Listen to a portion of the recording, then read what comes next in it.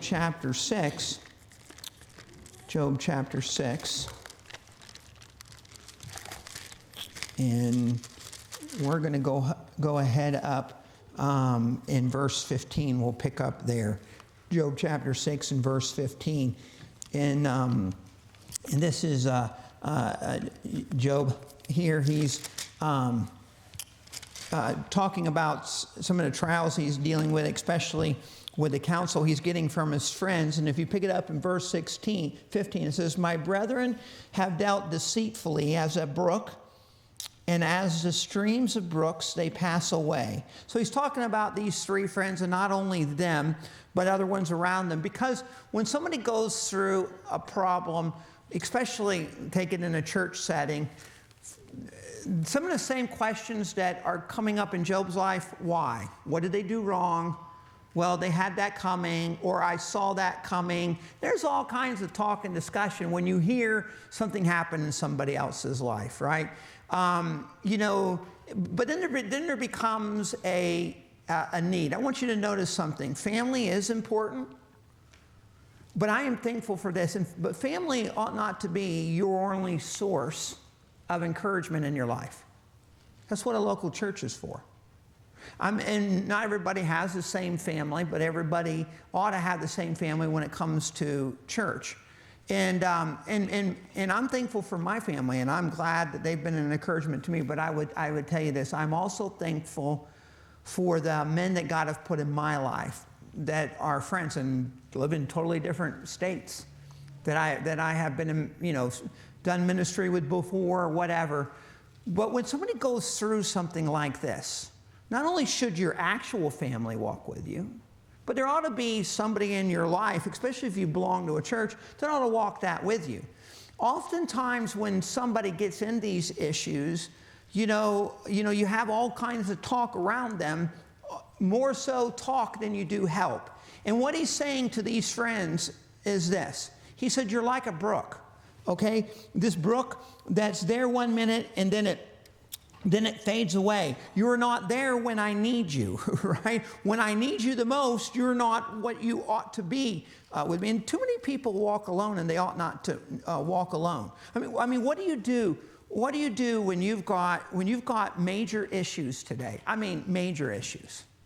Societal issues. And I don't know if they've always been major issues, but we know they're major issues today. We know anxiety is on a rise. The number of people in churches that are on some kind of anxiety medicine for one thing, or we know that's high. We also know that there are common things. You've got a phone, and you've got social media things all the time that create problems and stress. And then you've got just a simple fact that because of a phone, even in places like this, young people get into these things of sending photos of themselves to other people. Now praise the Lord, I wasn't raised in that generation, and I can thank the Lord. You can't Google that on me, right? But that happens today. It's something that's not talked about, but it happens in Scott County. It happens in schools. It even happens in churches. But where does that person who gets wrapped up into that, where do they get help? Well, first off, your parents, right? Their parents ought to be a help. But then there ought to be other help other than that. Instead of just looking down at somebody because of something that they got a hold of, and you take the phone with young men, major problem. I mean, major problem. There's a reason why you don't give a 16-year-old a handgun. Because sometimes they don't always make the best choices. The same way with a phone. Sometimes they don't always make the best choices, and sometimes those choices can hang around and haunt you for a long time. When you've got all of these issues out there, church ought to be one place that people could get help. Not judged, but actual help. Because you're going to see more and more of it. It's not going to go away. It is now 24 hours a day. It's in their pocket. It's a part of their life. And even so much so, the older ones don't even know how to navigate it because it wasn't a part of your life. But it is a part of their life. And you've got all of these things. And what I found out is that if a person feels like somebody cares and somebody's not going to judge, they're able to get help quicker, and they don't carry it as long and drown in it, and they shouldn't have to.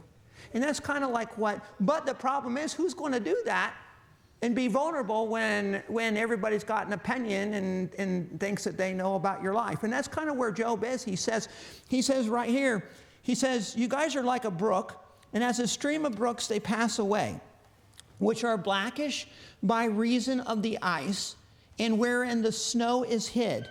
What time they wax warm, they vanish. When it is hot, they are consumed out of their place. Now he's going into some depth talking about his friends. The paths of their way are turned aside. They go to nothing and perish. The troops of Tema looked. The companies of Sheba waited for them. So both of these people knew that there were brooks in that area. And they were counting on those brooks being in that area. But when they got to that area, the brooks were gone. So they had this hope, they had this anticipation. What do you get out of water? You get relief. You get your thirst quenched. So they had this anticipation that if they could get to this brook, that they would have the need that they have be met, but it wasn't there. He's saying, that's what you guys are like to me. When I needed something out of you, when you could have helped me, you weren't there. When I needed something, and no doubt this man is carrying a very large burden.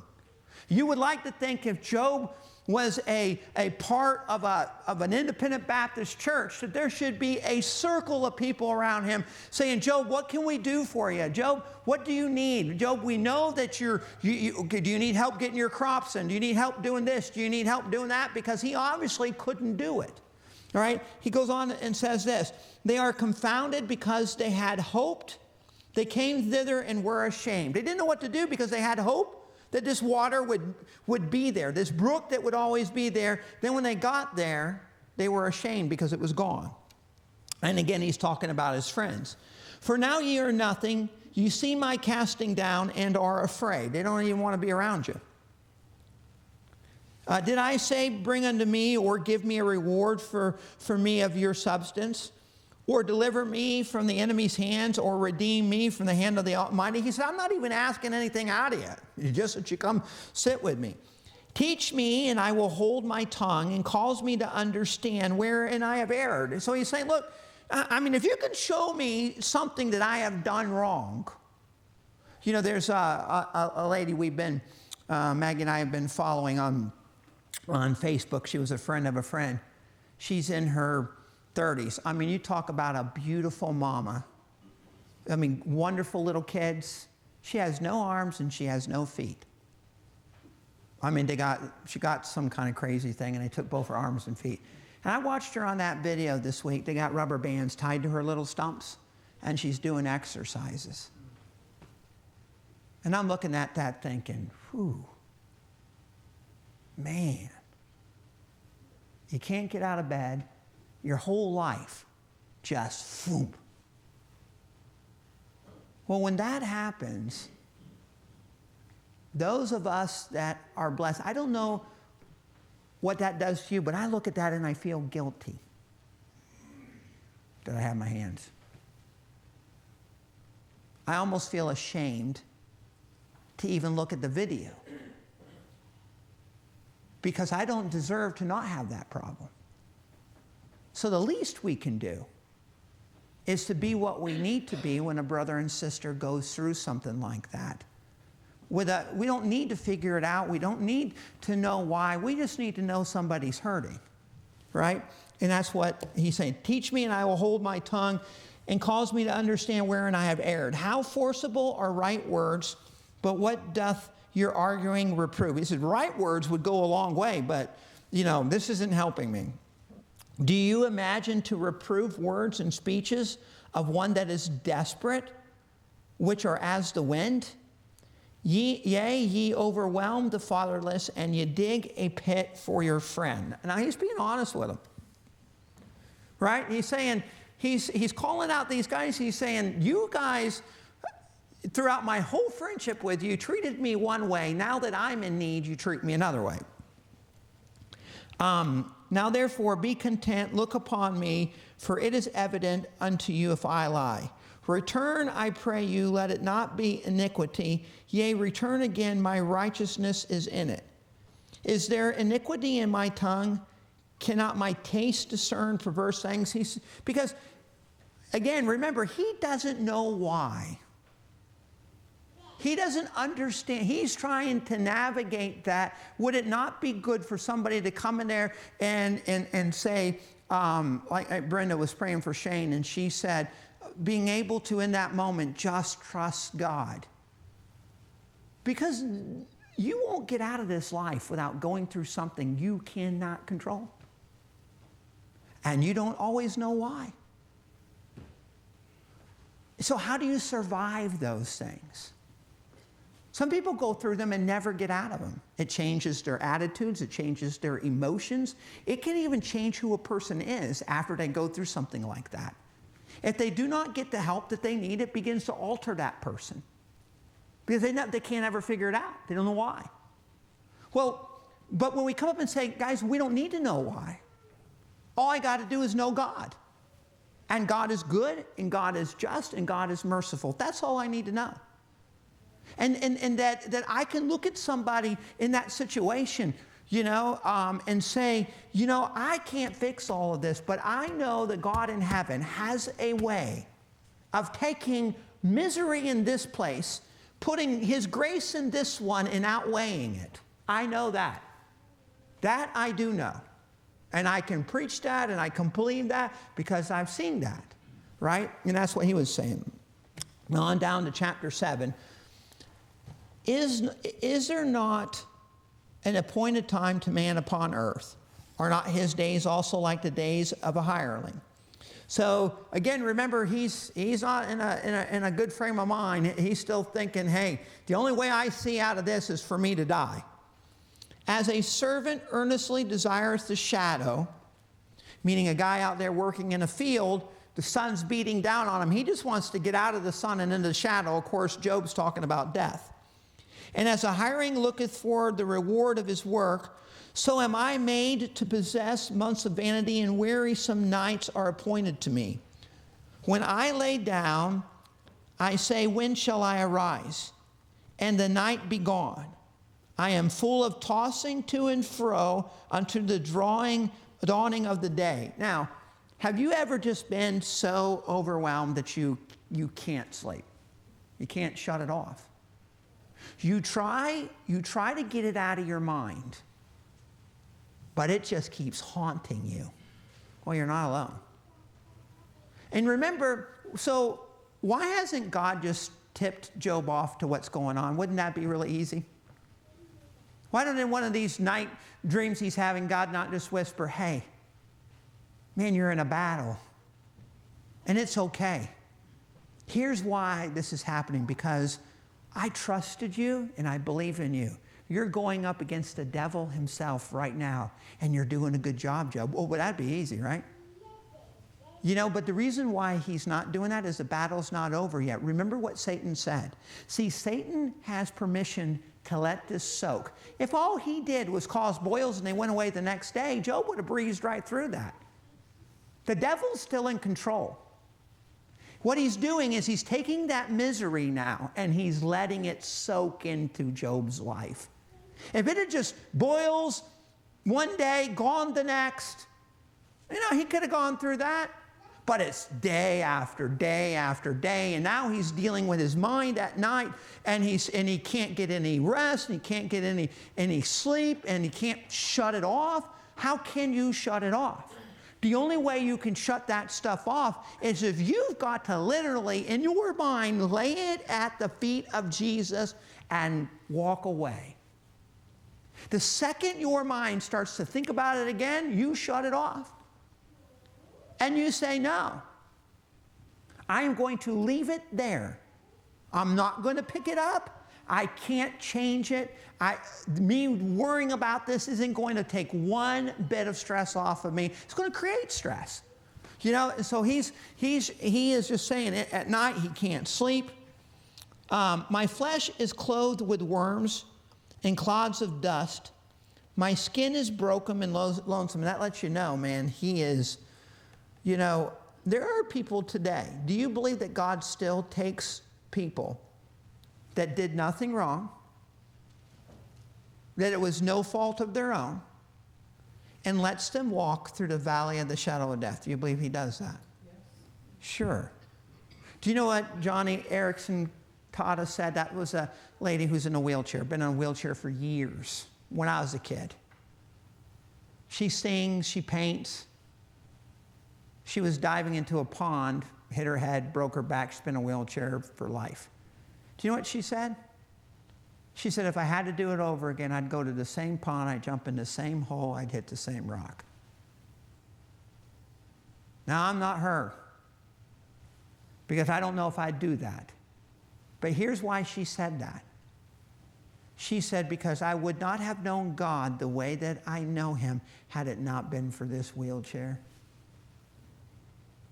And think about the number of hundreds and thousands of people that lady has helped because she is in a wheelchair. I got to be honest with you, that scares me sometimes. Could I do that? Could I be content? Could I trust God? Could I leave it at his feet? What if through your struggle, thousands got helped? Would that not be worth it? You know, now he doesn't know that, but how many people have gotten help because of the book of Job? I have. He's still helping people. That's why they call it the patience of Job, right? You know, he's still helping people. My flesh is clothed with worms, claws of dust. My skin is broken and become loathsome. My days are swifter than a weaver's shuttle and are spent without hope. Oh, remember that my life is wind. My eyes shall no more see good. The eye of him that have seen me shall see me now. Thine eyes are upon me, and I am not. As the cloud is consumed and vanishes away, so is he that goeth down to the grave and shall come up no more. He's looking back and saying, you know, my life's a waste. He shall return no more to his house, neither shall his place know him anymore. Therefore I will not refrain my mouth. I will speak in anguish of my spirit.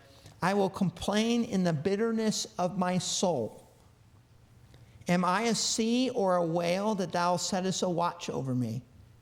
When I say my bed shall comfort me, my couch shall ease my complaint. Now look at this in verse 13 and 14. When I say my bed, maybe he's saying, I just need to sleep. Give me something I can sleep. Verse 13, when I say my bed shall comfort me, my couch shall ease my complaint, then thou scarest me with dreams and terrifiest me through visions, so that my soul chooses strangling and death rather than my life. I can tell you right now, that's not God. Because remember what's going on here. Would God scare you in a dream? No. Would God make you feel like you're no, but remember who still is running the show right now. What is the purpose of this? To put so much on Job. See, he's letting this soak, right? So then at night, the devil's in there visiting him in his dreams and saying, there's no hope. God's forgot about you. Do you know why he would do something like that? Take the bait, Job. Take the bait. Come on, you're miserable. Come on. Look at you. You're oozing pus all over the place. Take the bait. He's forgot about you. All right? Because God would not scare somebody. There are things that you can know that are from God, and there are some things that you know aren't from God. And you don't have to have a theology degree to figure that out. God doesn't scare people like that. But the devil would come in, absolutely, take that thing and work it over in your mind 1,000,000 times. The moment he gets to that point where he truly believes, and what did the devil say Job would do? Curse God. He's like, just take the bait, man. This will be over. We can end this. and he's wearing them out. So that's the reason why he's feeling like this. Can I tell you something? If you ever heard somebody say, well, God told me that this was okay, or God said, be very careful about that. Because the devil cannot enter your body, but he can still influence a believer. 100%. He can do that. He can't possess you. But he can sure influence. So when you know the advice that you're hearing in your head is contrary to this book, well, then give it to who it's from. Right?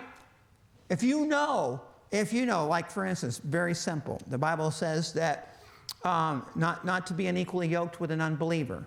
So if somebody comes up and says, Pastor, I'm dating a lost girl, I believe God, that's the one for me, I can say, probably not. Why? Because that's contrary to the Bible, and he's not going to do that. Now, look, you can maybe roll those dice, and the grace of God may have it work out for you, but you can't tell me that God's okay, because that's contrary to what he's saying.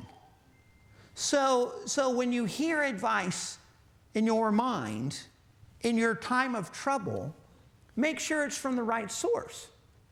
Because it can be from the wrong source. And how do you know? Well, whether or not that advice adds up in this. Because, God would not want somebody to strangle themselves. See, listen to what it says. It says, then thou scarest me with dreams and terrifiest me through visions, so that my soul chooses strangling and death rather than my life. I loathe it. I would not live always. Let me alone, for my days are vanity. What is man that thou shouldest magnify him, and that thou shouldest set thine heart upon him, and that thou shouldest visit him every morning and try him every moment? He's saying, God, why do you even fool with us? How long wilt thou depart from me, nor let me alone till I swallow down my spittle? Now remember where we started out with Job. Every church in Scott County would be courting Job and his family to be a member in that church. That same, and we know he's a bedrock because we know where this story's going. We know this man has got some incredible faith, but look where he's at now. Right? Guys, we will walk those roads. They will come. Things that if I sat down with you 10 years ago and said, this is what you're going to be facing, you'd say, no way. Not happening. Sometimes we respond to them in the same way that Job's responding to them. Some way we let it take us back, right? And we should, because why? If you're saved, the Spirit of a living God lives in you. He is, what does he say? I will never leave you, nor forsake you. A Christian can go like this and see in the dark just because I know he said he wouldn't do it. Right? So I know he's there. It goes on to say, and thou visit him every morning and try him every moment. How long wilt thou not depart from me, nor let me alone till I swallow down my spittle? I have sinned. What shall I do unto thee? O thou preserver of men, why hast thou set me as a mark against thee, so that I am a burden to myself? So why is Job, he's saying, I have sinned. Why is Job going to this thing, desperately seeking, God, show me where I sin. God, show me where I sin. Why is he doing that? Because that's easier to just accept this, that I have done nothing wrong and God is doing something right. He would have a better time accepting what was there if God just said, well, you did this and that's why you're being punished. That would make sense to him. He can't leave that alone. He has to run back here. Right? See, if you and I, as Christians, never had a hard road, Do you think the world would ever believe what you tell them? So what was one of the factors that led the Apostle Paul getting saved? A really big thing that happened before that. When Stephen got stoned, Paul was standing there. He wasn't getting his hands dirty. He was higher up the ladder. He didn't have to get his hands dirty. But as all those people walked around Stephen and got ready to stone him, Paul gave the okay. This man is blaspheming. So Stephen is ordained. He is a good deacon, and he has a good testimony. He didn't last long. He didn't go very far in the ministry. It was ended pretty quick. What if he got to heaven and said, Job, the whole reason and the whole purpose and I forget who got stoned, Stephen. The whole purpose, Stephen, that you got stoned is that there is a man standing next to you, and I needed you to show him the grace of God. So I allowed you to be stoned on that day, because that's what's happened. It is not accident that it tells us that Paul was standing there. And what he did, this young man, he's standing there, he believes in this, he's preaching, he even sees into heaven. Paul's watching him, and it's convicting him. It even mentions that he's there so that we know, and then he's dead. Now, Stephen's in heaven. Now, what if God said, the reason why your life got ended short is I needed you to do this? Do you think Stephen thought, oh man, I wish I could? No, he'd be like, are you kidding me? Seriously. I got to be the one to help Paul get saved? Praise God. Right? I mean, he wouldn't be like, oh boy, that's a bad road. No, he'd be up there thinking, man, I got investment in that. But see, we forget that without our struggles, the world does not get to see your God. Without those hard times, they don't get to see the faith and the love and the power of God. They don't get to see that. They only get to see that when you and I are tested, or when we go through that. And if we're not willing to do that, and we always think that God, so when that next thing comes, don't always look for the bad in it. Look for the good in it. And it's a whole lot easier to deal with that when you know God's doing something. It says, I have sinned, what shall I do unto thee, O thou preserver of men? Why hast thou set me as a mark against thee, so that I am a burden to myself? And why dost thou not pardon my transgression and take away my iniquity? Why? Why isn't God doing that? Because he didn't do anything wrong. Nothing to forgive. Can you imagine Job just crying out to God, God forgive me, God forgive me, God forgive me. Whatever I did, I'm sorry. Hoping that that'll fix the problem. God in heaven saying, son, I can't do that because you didn't do anything wrong. Just hold on, buddy. This journey's going to come to an end, and you're going to come out the other side victorious. You just trust me. That's all. And why dost thou not pardon my transgression and take away mine iniquity? For now shall I sleep in the dust, and thou shalt seek me in the morning, and I shall not be. He's just hoping and praying that the end will be the end. Then he doesn't have to do anything else for that.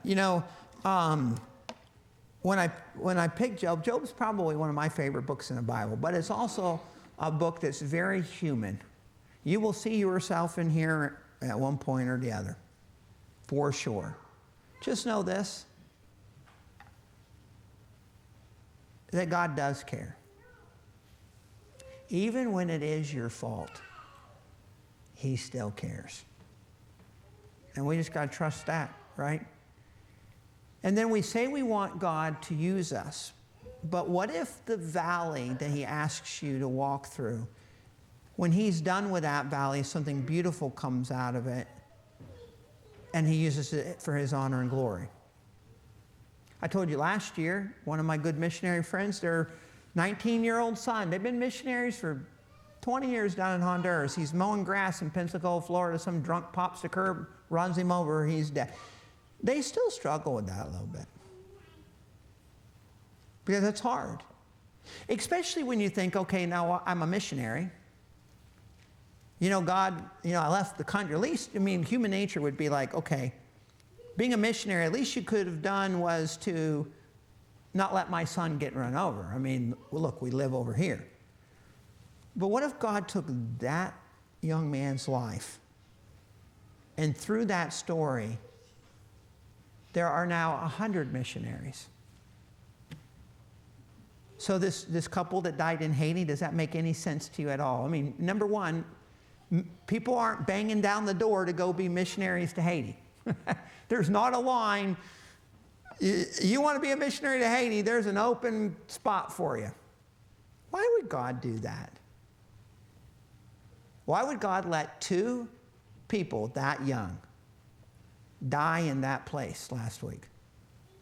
What sense would there be in that?